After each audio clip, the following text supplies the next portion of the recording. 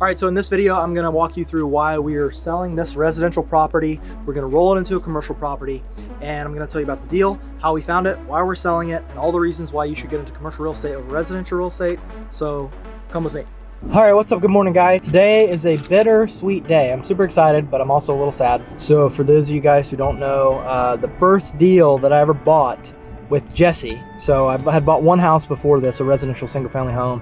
The first investment that wasn't my primary residence was a duplex in Durham, and I bought it with Jesse. Jesse and I had known each other briefly in college, but not very well. And then we had kept up through social media and Instagram. He'd seen me posting about real estate because I was getting into commercial real estate at the time, and he was like, "Hey man, yeah, I want to get into real estate at some point too." And so he was in the military. I was like, let's do it. So anyways, long story short, we ended up partnering on this duplex, and we bought the deal, and we used his VA loan. So technically on paper, it's in his name. He lived there for a year. We renovated the property. And then after he moved out, we put both units on Airbnb. It did pretty well, definitely did pretty well. We did some travel nursing stuff. We did Airbnb, short-term stays. And we ended up making, with the Airbnb, it definitely made more than what we could rent it for traditionally. But it ended up, starting to pull us apart from our other goals. And I'll get into that a little bit more in the video. But today we are closing on it, selling it. So we bought it in 2020, I want to say I think it was into 2021 or into 2022. We bought that property, and now today we are heading to closing to sell it. We're going to go through the property one more time. I'm going to show you guys a little walkthrough of what we did and why we're selling it and what we're doing next. So I'm excited to show you. And yeah, if you're new here, guys, my name's Graham Story. I am a commercial real estate, started off as a broker. Now I'm an investor and broker. I also have a podcast called the Commercial Real Estate Blueprint Podcast. Jesse is my business partner on the podcast and on the investing and also brokerage. And I have another channel that houses our podcast. And we've had some incredible guests. We've had Dan Martell's social media manager talking about brand. We've had Todd Napola out of South Florida. We've had a bunch of big names. Rich Summers, he's got a really good podcast, and it's all about learning commercial real estate. So if that's something you're interested in, check out our other channel, and otherwise see what happens at the end of this video. All right, guys, so we're here at the duplex in Durham, like I was telling you before. Me and Jesse bought this thing, almost 4 years ago. We're doing a final walkthrough. We're gonna walk through it, kind of just reminiscing, look at some of the stuff, what we did, and then we're gonna go to closing and sign the papers to sell it, it's sad, it's bittersweet, but we're excited. So I'm gonna walk you through the property if you come on.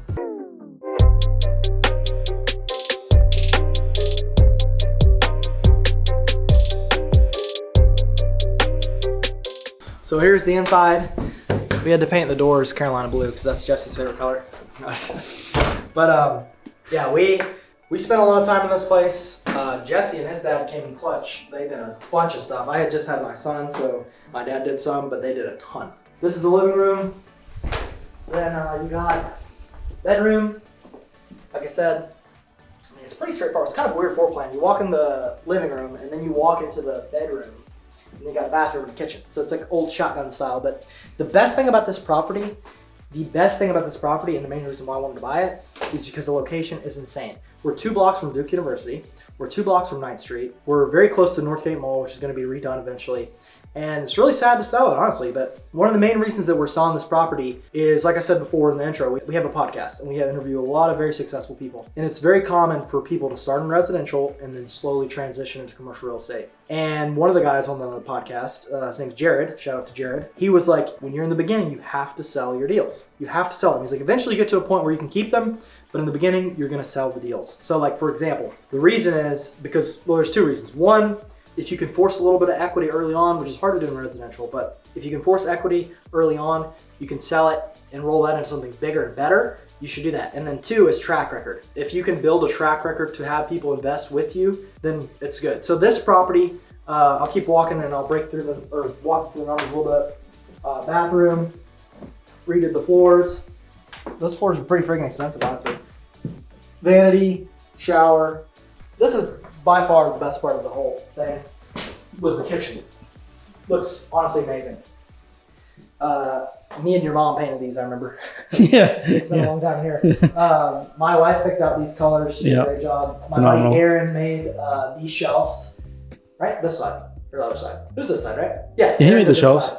Yeah, me and Aaron and my dad were here installing this crap. It's beautiful, honestly. He did a really good job. Custom, completely custom. Yeah.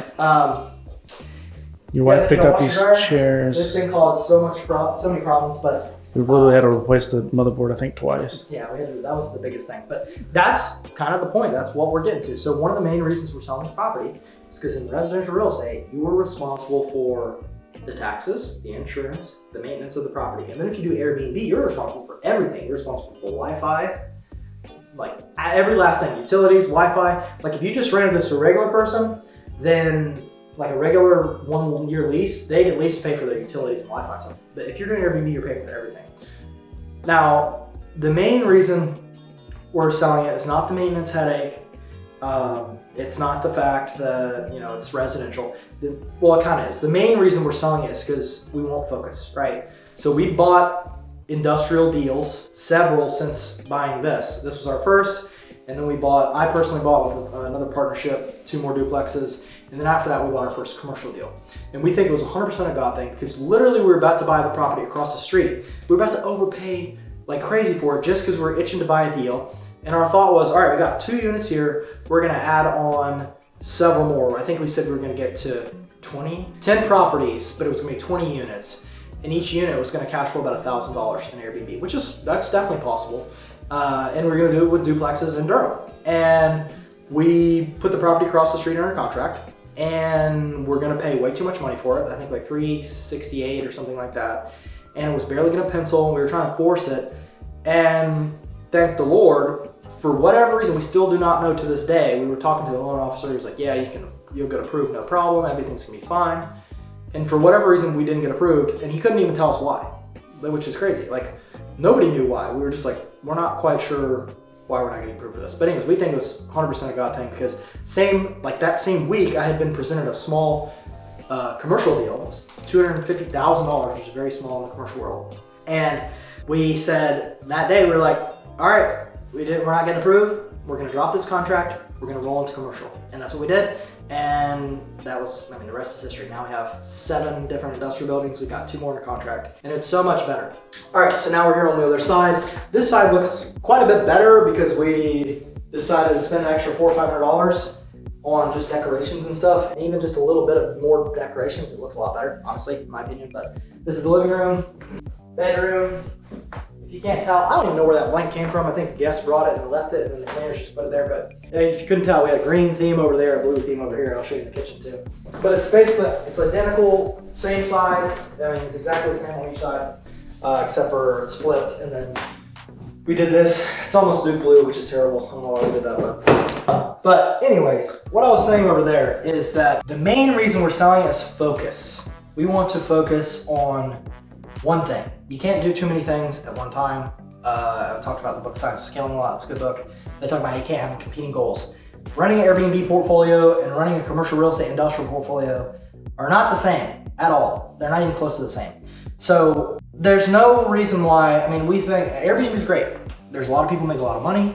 You do definitely now have to operate at a high level. So if you're interested in Airbnb, I'm not poo-pooing on it. You can make a lot of money. And I think the big difference that I've seen is that with Airbnb, a lot of people get a lot of cash flow early if they do it right. So you can get a lot of cash flow, which is very good to just help you progress and grow fast. Like all the big Airbnb guys on Instagram and stuff, they grew very fast because they piled a bunch of cash flow up and then kept compounding that. I feel like commercial real estate is kind of more the slower game. But the big difference and why we like commercial real estate better is because you can still get cash flow and you can get a good amount of cash flow if you find a good deal. But the big difference that I've talked about over and over again is the value and how it's valued. So this duplex, I'll break down the numbers, we bought it for $285. We probably put about, I think total, I would guess about $30,000 maybe $25,000, $30,000 in the renovation and the furniture, which is really light, honestly. And a lot of that came from Jesse and his dad doing a lot of work, my buddy doing some stuff for us, and us buying cheap furniture. And we bought it for $285, let's just say $30K. So you add $30K to that, you're gonna get it for $305. Well, we are selling it for $410, less a credit because there's issues with the foundation.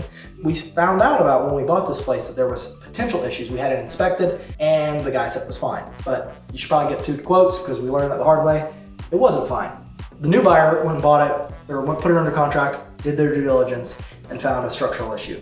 So anyways, we gave a credit. Long story short, we're gonna end up netting about $390, I think-ish. It's about a $20,000 credit. So $390 minus $305, we'll make like $70,000-ish. So not too bad in 4 years, but also not amazing. And the big reason, my opinion, the only reason why we're getting that jump is not because residential appreciated so much, but it did a little bit. The big reason though is because we just bought it cheap. So like in residential, if you buy something, this property when we bought it day one, as is, was probably worth $325. So if you think about it, if it's worth $325 and we just found a good opportunity that we put $30K into it, that's $355, and then we're selling for $390. That's not that much spread, especially not for 4 years and the amount of work we did and the amount of calls we answered about plumbing and came out here and brought toilet paper, all kinds of crap.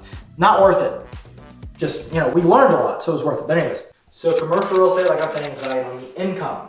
Contrast that deal and those numbers to the property we bought that I told you about. It was $250,000.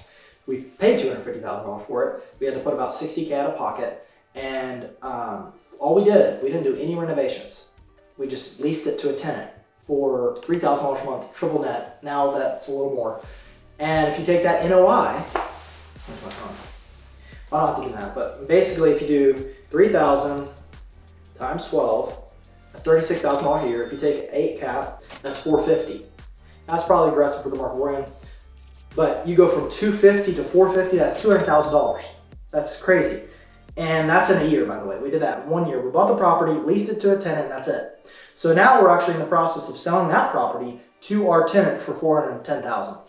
We're giving them a little bit of a deal, in my opinion. So $410 minus $250, we will make $160 on that deal, and we're going to roll it into the next one. And for this one, we're making, like I said, about $70,000, $80,000-ish. And what we're planning on doing is we have another property under contract. We put it under contract for what we sold this one. We're going to sell this, buy that property. That property we're buying for $800,000. We're putting 10% down, so we're putting all the money from this right back into that. We're not taking any money out of the business. We're keeping it in the business. And that property, once we release it for the market rate, it's going to be worth, on the low end, 1.1 million. On the high end, maybe 1.2. So you're talking about a $300,000 to $400,000 spread just by buying this property, waiting 1 year for the lease to expire with the existing tenant, releasing it, and we're going to make $300,000 to $400,000.